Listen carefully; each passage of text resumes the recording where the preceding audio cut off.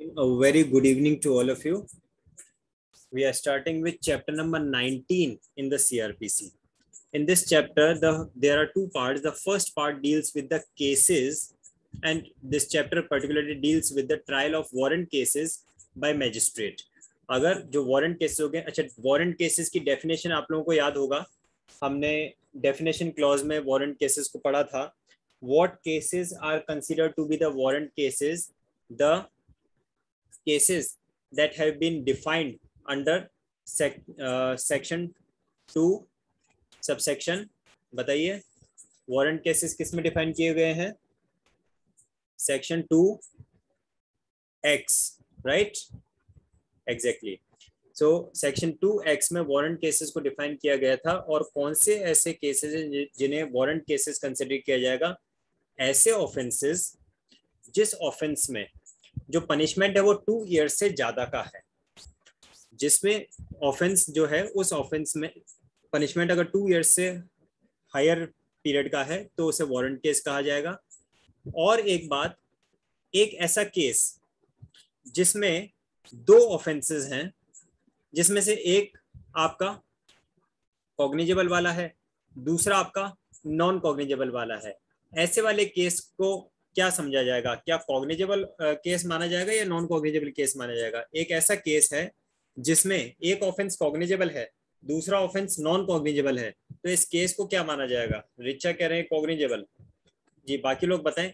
एक ऐसा केस है जिसमें एक ऑफेंस कॉग्निजेबल है और दूसरा ऑफेंस नॉन कॉग्निजेबल है. ऐसे केस को क्या कंसिडर किया जाएगा? Okay, everybody says that cognizable case consider किया जाएगा. जी सेक्शन 155 सबसेक्शन 4. ठीक है, वेरी गुड. ओके, नाउ यहाँ पे चैप्टर नंबर 19 जैसे कि मैंने बताया 2 पार्ट्स में डिवाइडेड है. The trial of the warrant cases, the cases instituted on a police report and the cases instituted otherwise than on a police report. तो आप जानते ही हैं, या तो कोई FIR लॉज होगी और फिर पुलिस उसमें अपना इन्वेस्टिगेशन करा के सेक्शन 173 की रिपोर्ट सबमिट करेगी और उसके बाद में उसका ट्रायल चलेगा. और दूसरा पर्सन पुलिस रिपोर्ट ना करवा के डायरेक्टली कंप्लेंट लॉन्च करते हैं तो उसके अकॉर्डिंगली फिर जो है उसका ट्रायल चलेगा. तो बात आती है कि पार्ट ए बताता है cases instituted on a police report और पार्ट बी बताएगा cases instituted otherwise than on a police report. आज हम पार्ट ए को कंप्लीट करेंगे. पार्ट ए में सबसे पहला जो पॉइंट आता है सेक्शन 238, वो बताता है कंप्लायंस विद द सेक्शन 207. आप रिकॉल करेंगे कि 207 में क्या था. जैसे ही मैजिस्ट्रेट के पास में किसी अक्यूज को लाया जाता है तो वो सबसे पहले ये इंश्योर करते हैं कि क्या 207 एंड 208 की जो रिक्वायरमेंट्स हैं वो फुलफिल हुई हैं या नहीं. 207 और 208 की रिक्वायरमेंट्स में क्या मेनली उसमें स्पेसिफाइड है? अक्यूज के अगेंस्ट में क्या क्या चार्जेस लगे हैं, अक्यूज के अगेंस्ट में क्या क्या एविडेंसेस हैं, अक्यूज के अगेंस्ट में कौन कौन विटनेस हैं, अक्यूज के अगेंस्ट में कौन से ऑफेंसेस चार्ज में फ्रेम किए गए हैं. यानी कि अक्यूज के अगेंस्ट में जो भी प्रोसिक्यूशन के पास में डॉक्यूमेंट्स हैं, विटनेस हैं, जो भी डिटेल्स हैं, वो सारी की सारी details including the documents, including the evidences, including the list of witness, including the charge sheet and everything should be given to the accused or his advocate or his pleader free of cost, जिससे कि accused अपना defence prepare कर सके, accused का वकील अपना defence prepare कर सके. तो अक्यूज के अगेंस्ट में क्या क्या ऑफेंसेस के चार्ज लगे हैं, प्लस उसके अगेंस्ट में कौन विटनेसेस हैं, उनके अगेंस्ट में क्या एविडेंसेस अवेलेबल हैं, वो सारे documents free of cost available होने चाहिए किसे? अक्यूज या फिर उसके प्लीडर को, for the preparation of their defence. ये बात आती है सेक्शन 207 में. तो सेक्शन 238 में सबसे पहला काम जो मैजिस्ट्रेट करेंगे वो क्या करेंगे? वो यही करेंगे, that is to ensure the compliance with section 207. क्या अक्यूज्ड को सभी डॉक्यूमेंट्स एंड विटनेसेस की लिस्ट दी गई है या नहीं. क्लियर?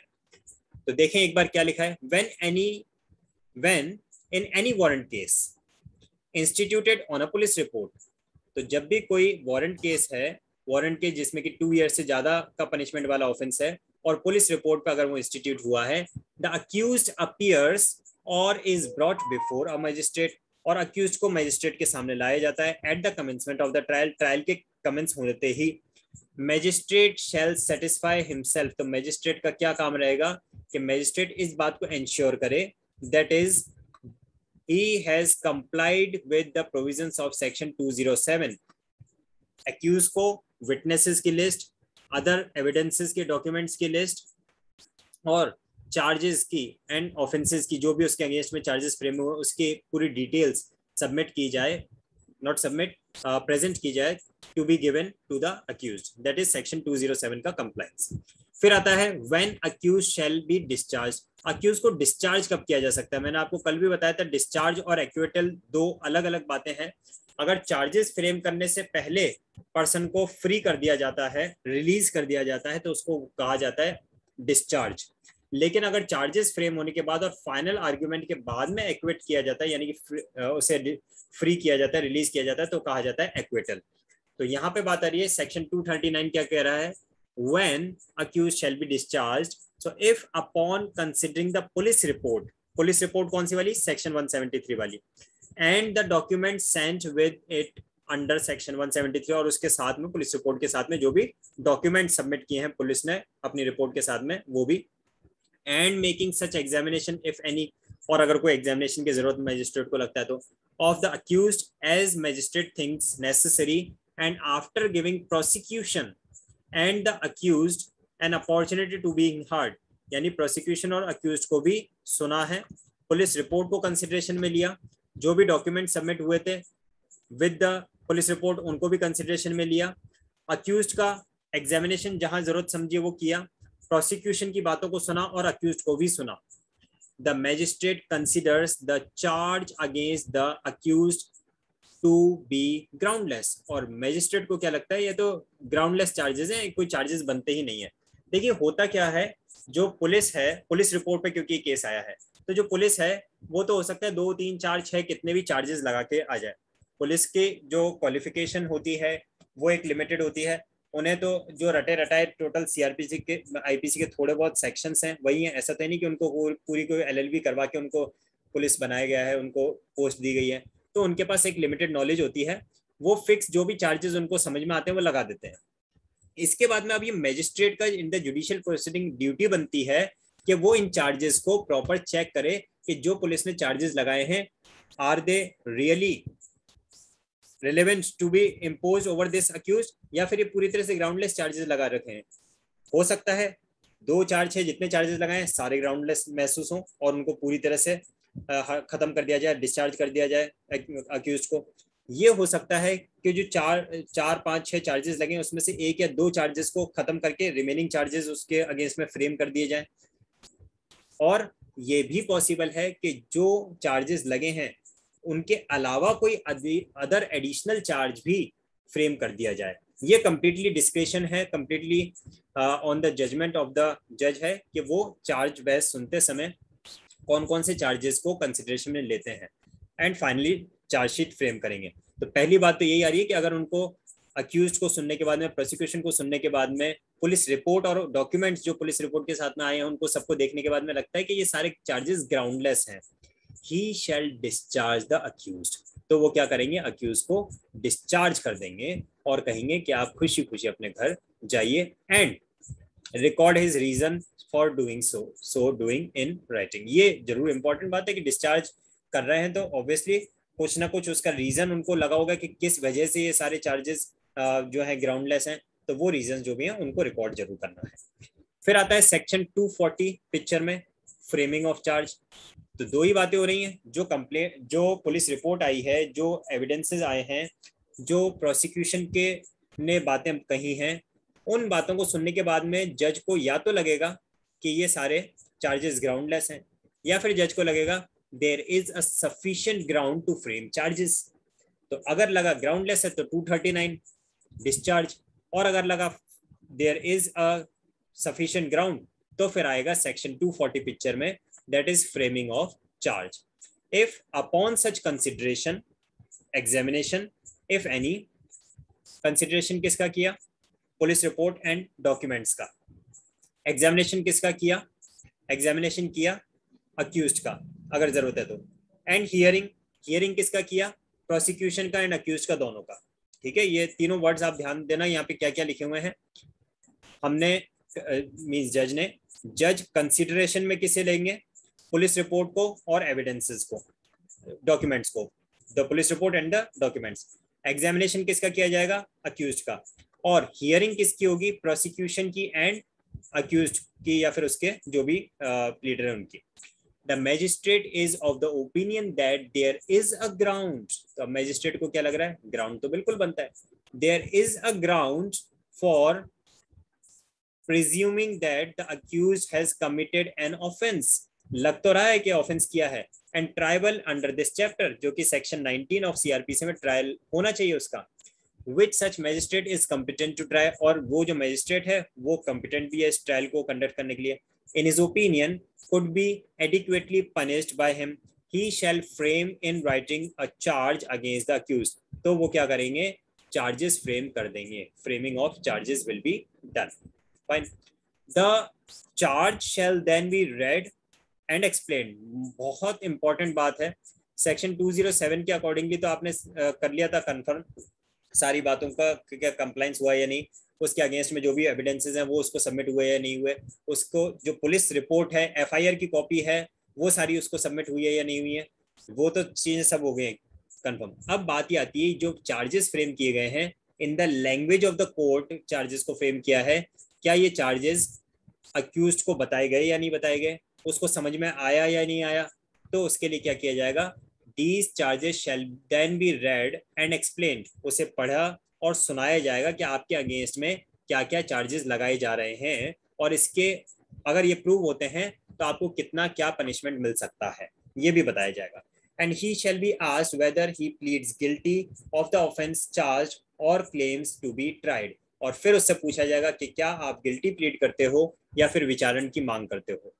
ठीक है, तो क्या होगा, या तो गिल्टी प्लीड कर लेगा या फिर वो अपने ट्रायल की डिमांड करेगा, दोनों में से एक ही ऑप्शन दिया है, दो ही ऑप्शन दिए गए तो दोनों में से एक चूज करना ही है। Now section 241 says conviction on plea of guilty, अगर वो गिल्टी प्लीड करता है तो कन्विक्शन किया जा सकेगा। If the accused plead guilty the magistrate shell record the plea and मे, क्या वर्ड लिखा है, मैंने कल भी इस चीज को बताया था, अगर अक्यूज ने गिल्टी प्लीड कर भी लिया है तो भी जरूरी नहीं है कि जज साहब जो है उसको कन्विक्ट कर ही दें, may in his discretion convict him thereon, तो अगर वो चाहे तो उसे कन्विक्ट कर सकते हैं, जरूरी नहीं है। वो हो सकता है उनको लगे कि ये तो किसी जोर जबरदस्ती दबाव में आके अपने आप को गिल्टी प्लीड कर रहा है, जबकि इसका तो ट्रायल होगा तो ये छूट जाएगा, तो ऐसे में वो उसको ट्रायल करवा सकते हैं। अब बात आती है evidence for the prosecution, prosecution को एविडेंसेस प्रेजेंट करने के लिए मौका दिया जाना। If the accused refuses to plead guilty, पहला ऑप्शन, या तो अक्यूज ने गिल्टी प्लीड करने से मना कर दिया, और डज नॉट प्लीड और claim to be tried, if the accused refuses to plead or does not plead, okay, same thing, so if the accused refuses to plead guilty or does not plead guilty or claims to be tried, या फिर वो कहता है कि मुझे मेरा trial होना चाहिए, या फिर accused ने तो गिल्टी प्लीड किया था लेकिन मैजिस्ट्रेट साहब ने खुद ने उसका कन्विक्शन नहीं किया 241 में, तो तीनों वही कंडीशन आ रही है, या तो उसने खुद ने गिल्टी प्लीड नहीं किया, या फिर उसने ट्रायल की डिमांड कर ली, या फिर उसने तो गिल्टी प्लीड किया था लेकिन मैजिस्ट्रेट साहब ने उसको कन्विक्ट नहीं किया। इन तीनों ही सिचुएशन में magistrate shall fix a date for the examination of witnesses, कौन से वाले विटनेसेस, प्रोसिक्यूशन के विटनेसेस के एग्जामिनेशन के लिए एक डेट फिक्स की जाएगी, provided that the magistrate shall supply in advance to the accused the statement of witnesses recorded during investigation of the police. देखिए आपको याद होगा सेक्शन 161 में पुलिस विटनेसेस का एग्जामिनेशन करती है, और जो भी उसमें फिर स्टेटमेंट्स रिकॉर्ड होते हैं वो स्टेटमेंट्स पुलिस के पास में अवेलेबल होते हैं। तो यही बात यहाँ पे लिखा गया है कि जो विटनेसेस हैं उनको तो बुलाया जाएगा ही, और अक्यूज्ड को उन पूरे सारे विटनेसेस की लिस्ट प्लस उन विटनेसेस के स्टेटमेंट्स सबमिट दिए जाएंगे, ठीक है, हैंड ओवर किए जाएंगे। कौन से वाले स्टेटमेंट्स, जो स्टेटमेंट्स इन्वेस्टिगेशन ऑफ पुलिस ने, इन्वेस्टिगेशन बाय द पुलिस में रिकॉर्ड होते हैं, सेक्शन 161 आप लोगों को याद होगा, ठीक है। इसके बाद में आता है the magistrate may on the application of the prosecution issue a summon। तो अगर जरूरत लगती है कि कोई डॉक्यूमेंट का प्रोडक्शन करवाने की, किसी विटनेस को सम्मन करने की, तो जो प्रोसिक्यूशन है वो उसके लिए मैजिस्ट्रेट को एप्लीकेशन दे सकते हैं। On the date so fixed, जो भी डेट फिक्स हुई है, magistrate shall proceed to take all such evidence as may be produced in the support of prosecution. तो जो डेट फिक्स की गई उस डेट पर मैजिस्ट्रेट साहब सारे के सारे एविडेंसेस को कंसिडरेशन में लेंगे जो कि प्रोसिक्यूशन अपने केस को प्रूव करने के लिए प्रेजेंट करना चाहते हैं। इसके बाद आता है provided that magistrate may permit the cross examination of any witness to be deferred. कब तक के लिए? जब तक कि जितने भी विटनेसेस आए उन सबका एग्जामिनेशन इन चीफ नहीं हो जाता तब तक के लिए उसको डेफर्ड किया जाएगा। ऐसा नहीं कि परमानेंटली डेफर्ड कर दिया, बंद कर दिया, नहीं। क्रॉस एग्जामिनेशन तो करवाएंगे, कौन करेगा? जो अक्यूज है उसके वकील करेंगे, डिफेंस के वकील करेंगे, लेकिन कब तक उसको डेफर किया जा सकता है, कब तक उसको मुलतवी किया जा सकता है, उसको पोस्टपोन किया जा सकता है? until any other witness or witnesses have been examined or recall any witness for further cross examination। जब तक कि दूसरे और कोई विटनेसेस वगैरह क्रॉस एग्जामिनेशन के लिए ना बुला लिए जाए तब तक के लिए उसको डेफर्ड किया जा सकता है, जिससे कि सारे काम एक साथ हो जाए। एग्जामिनेशन एक साथ हो गया, फिर क्रॉस एग्जामिनेशन एक साथ हो जाएगा, इस तरह से।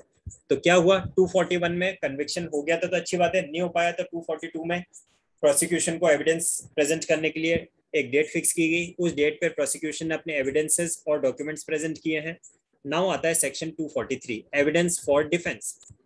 सारा मौका प्रोसिक्यूशन को थोड़ा नहीं देंगे, थोड़ा मौका डिफेंस को भी मिलना चाहिए। तो अब आता है सेक्शन 243 पिक्चर में, जहां पे डिफेंस को मौका दिया जा रहा है कि आप अपने डिफेंस के लिए जो भी, आप अपने बचाव के लिए जो भी एविडेंसेस प्रेजेंट करना चाहते हैं वो आप प्रेजेंट करें।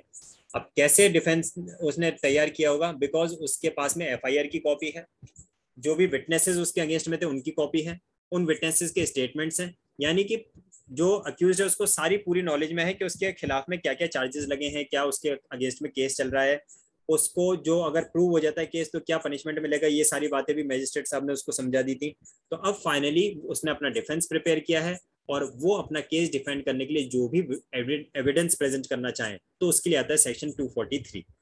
The accuse shall then be called, बुलाया जाएगा, upon to enter upon his defence and produce his evidence. तो डिफेंस को उसके एविडेंसेस प्रोड्यूस करने के लिए मौका दिया जाएगा। And if the accused puts in any written statement magistrate shall file it with the record. और अगर अक्यूज्ड अपना खुद का रिटन स्टेटमेंट प्रेजेंट करना चाहता है अपने बचाव में, अगर वो अपनी कुछ जो उसके साथ आप बीती है वो सुनाना चाहता है तो उसे रिटन में रिटन स्टेटमेंट आया है उसको कंसिडरेशन में लेंगे, मैजिस्ट्रेट उसे भी रिकॉर्ड में मेंटेन करेंगे।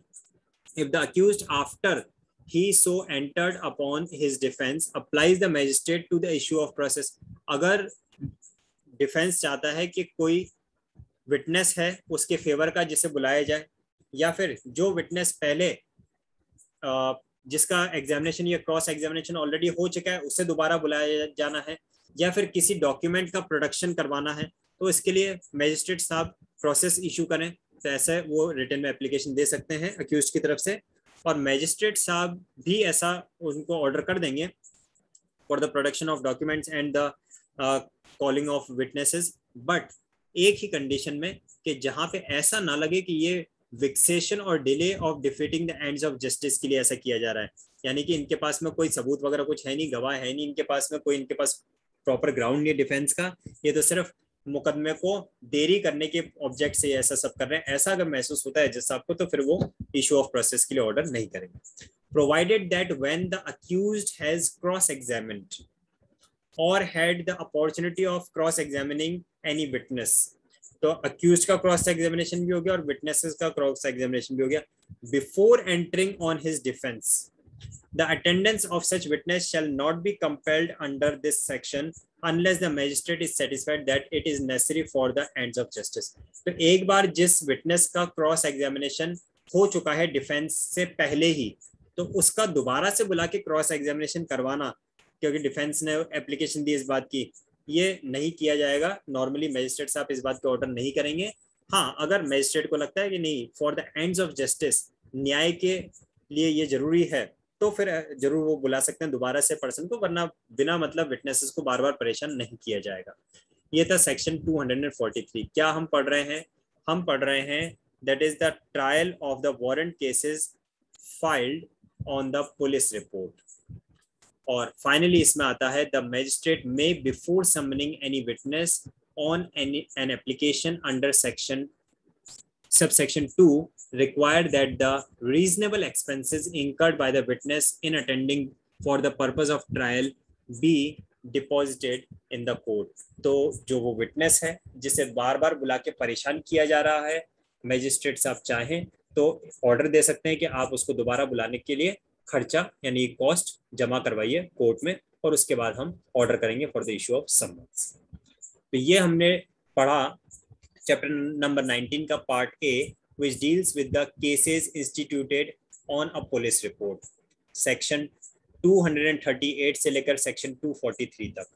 सेक्शन 244 से जो कि cases instituted otherwise than on a police report की बात कर रहे हैं, उसके बारे में हम कल पढ़ेंगे। बट मैं चाहूंगा कि इसको एक रीडिंग आप करके आए, क्योंकि इसमें सारे वही पॉइंट्स रिपीट होंगे जिन्हें हम ऑलरेडी 2 बार पढ़ चुके हैं। कल हमने जो पढ़ा था trial in the court of session, उसमें भी वही पॉइंट आए थे जो आज हमने पढ़ा है the trial of the warrant cases में, और कल भी ये जो हम पढ़ने वाले हैं cases instituted otherwise than on a police report, इसमें भी वही चीजें रहेंगी। तो मैं यही चाहूंगा कि एक बार आप ये जो रिमेनिंग सेक्शंस हैं चैप्टर नंबर 19 के, इनको रीड कर लेना, जिससे कि इसको शॉर्ट में एक जस्ट समरी फॉर्म में इसका एक्सप्लेनेशन लेके और फिर हम इस चैप्टर को वाइंड अप कर देंगे। अभी किसी की तरफ से कोई क्वेरीज, कोई कंफ्यूजन, कोई डाउट्स हो तो आप पूछ सकते हैं।